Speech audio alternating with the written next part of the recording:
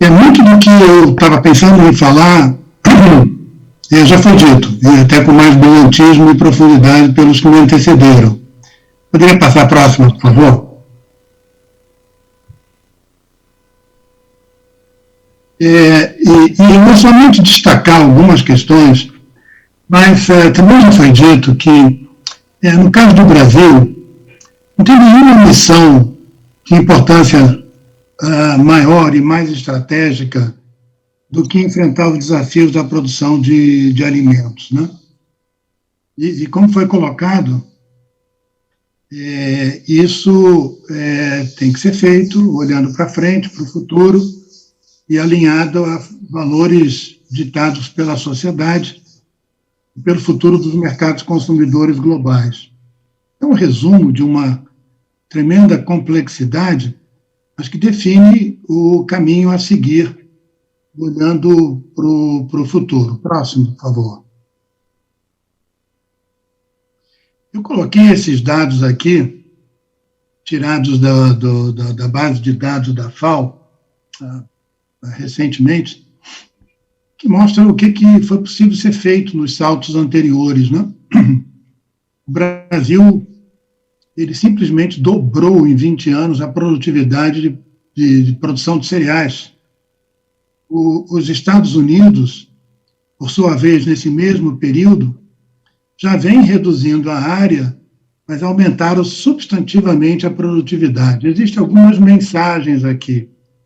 Uma é que o teto de produtividade está começando a bater realmente no teto, desculpa a redundância.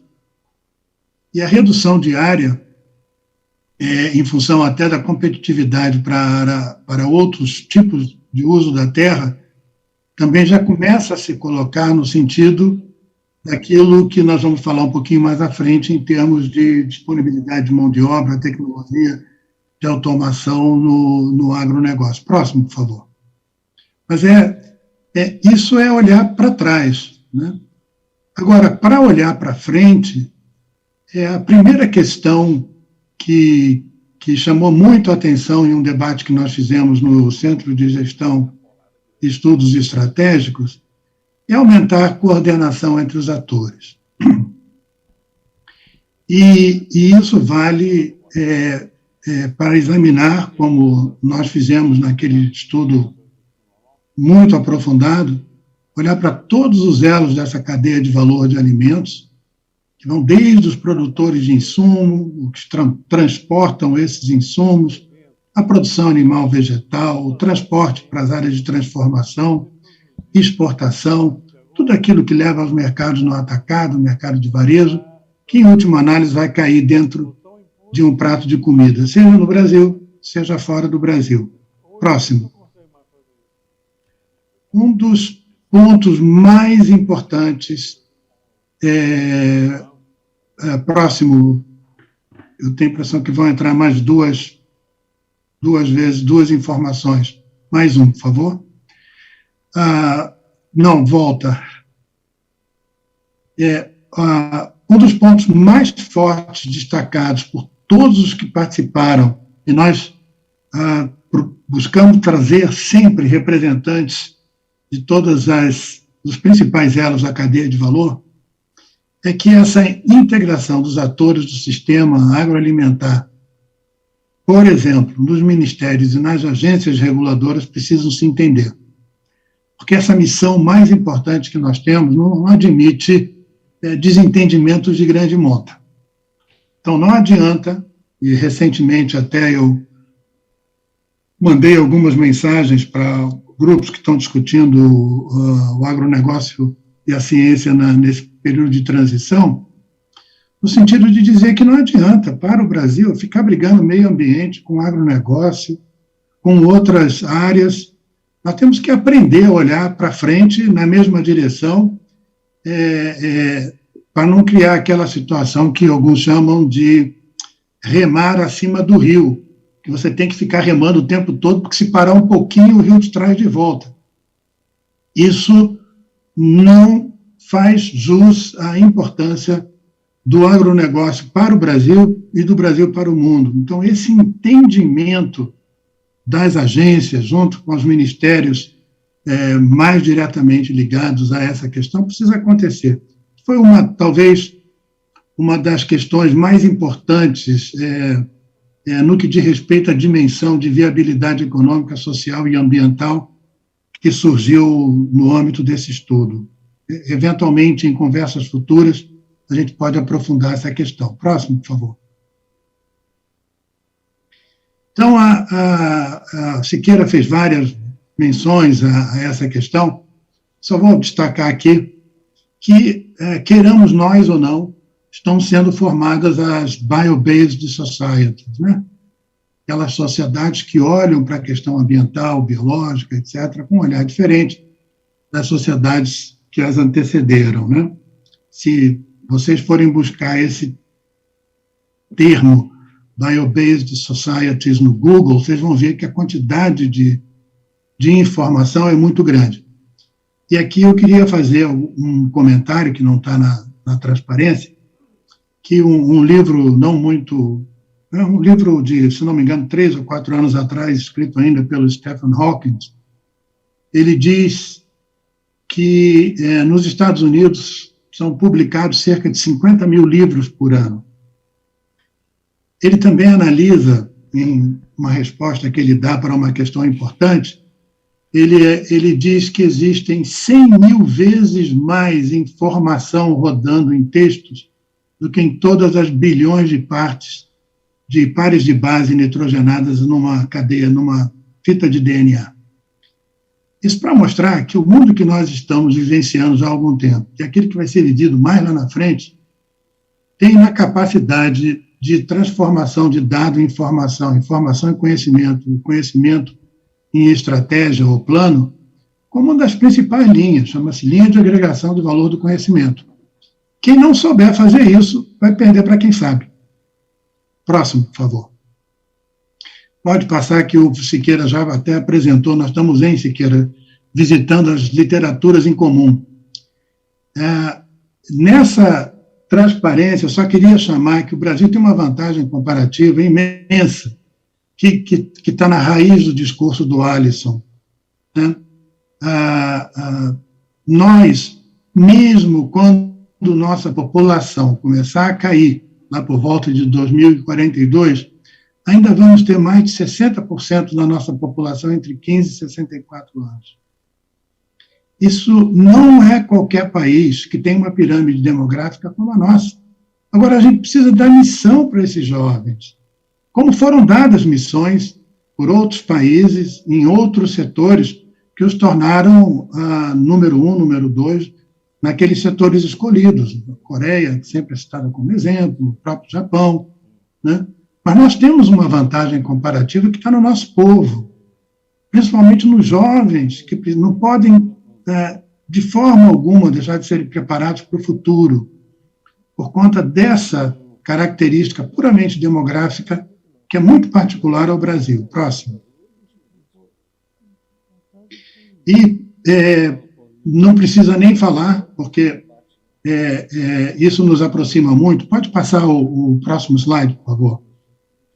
Porque, se nós olharmos o Sudeste já em 2015, né, onde, obviamente, está o estado de Minas Gerais, ele já tem 93% da sua população em centros urbanos. O agronegócio não divide as coisas em urbano e rural. Muito pelo contrário. Uma das principais razões de estarmos aqui com vocês em Uberaba é exatamente porque esse diálogo ele precisa ser mais fortemente exercitado, porque o desenvolvimento econômico de Uberaba vai passar pela cidade, principalmente nas relações que ela mantém com o campo. E não vamos entrar em profundidade de analisar essa questão agora do percentual de pessoas vivendo no campo ou na cidade, mas o que nós temos que olhar nas nossas discussões é que isso não é um fator de divisão, muito pelo contrário, é um imbricamento de possibilidades onde as resultantes do campo são trabalhadas na cidade e a questão da agregação de valor local passa, então, a ter uma importância muito grande na geração de emprego. Próximo. Aqui o ponto que de certa forma, o Siqueira também abordou, pode passar o próximo. Volta um, por favor. A questão da saudabilidade, saúde preventiva, certificação de origem, alimentos funcionais, boa nutrição. Próximo. As questões ligadas à praticidade e conveniência, facilidade de preparo, embalagens inteligentes, alimentação fora de casa, crescimento exponencial do e-commerce no que diz respeito ao alimento. Próximo. Consumo consciente que leva à satisfação pessoal, mas também, ao mesmo tempo, bem-estar coletivo, sustentabilidade da produção, certificação de origem, produção local, gourmet. Próximo.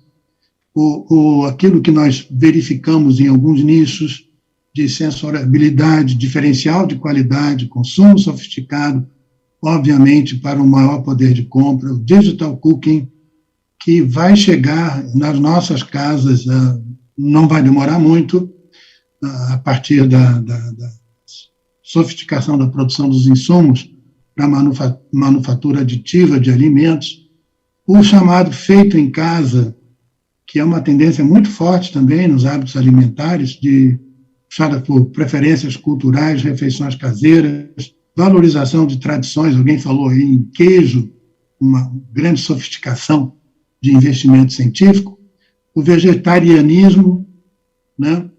São mudanças de hábito alimentar na população brasileira e mundial, mas que todas elas vão estar convivendo, voltando um pouquinho ainda, todas elas vão estar convivendo uma com as outras, né? E a diferenciação de determinados produtos no mercado é que faz você ocupar determinados nichos em uma ou em outra área. Eu deixei aqui um pouco no vegetarianismo, porque há aquela impressão de que o mercado indiano é feito por vegetarianos, quando não é o caso. 80% dos indianos, em um estudo recente, consomem algum tipo de proteína animal, mas não de vaca, né?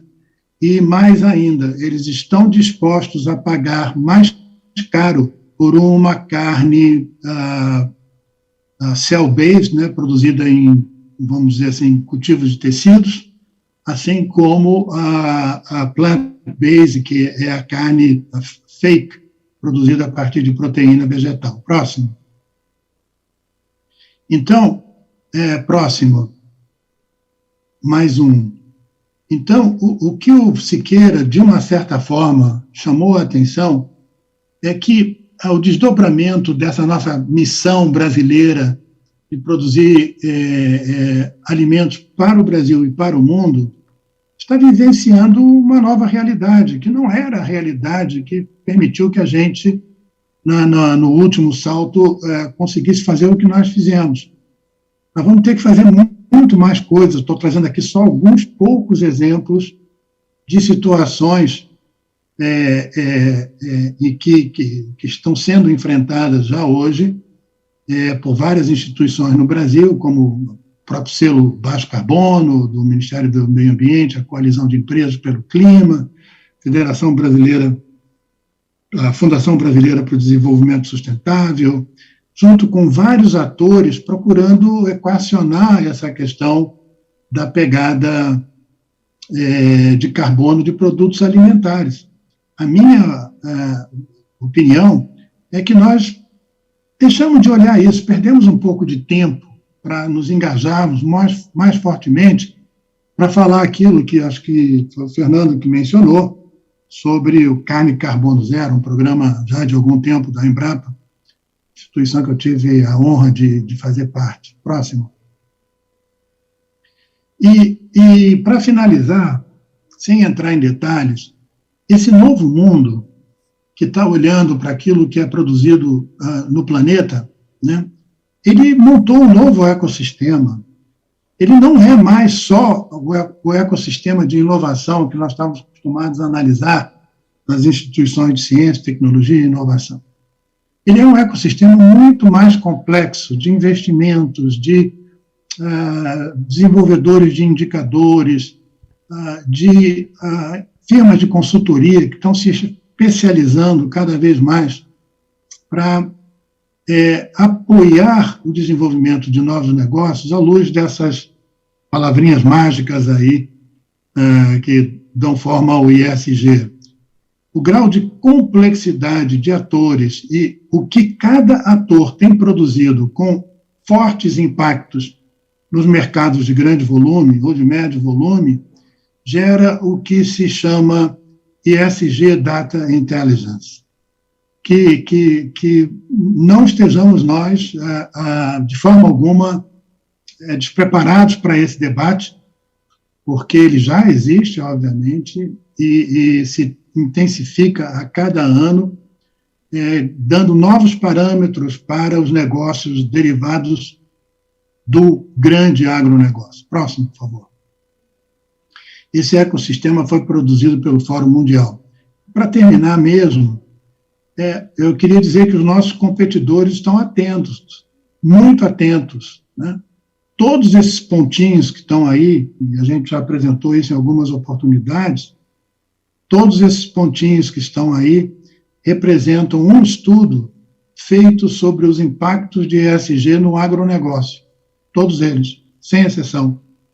Então, tem ali a Rússia, tem a Nova Zelândia, tem vários outros países, como a China, por exemplo, e nós não podemos deixar de fazer esse tipo de análise coletiva.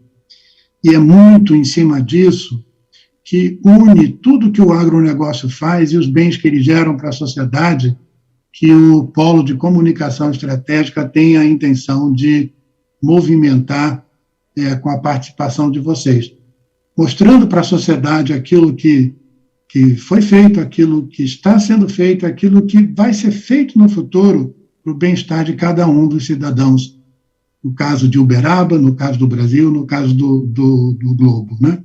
Eu fico por aqui agradecendo muito a vocês. Muito obrigado. A gente agradece, Márcio. Um abraço.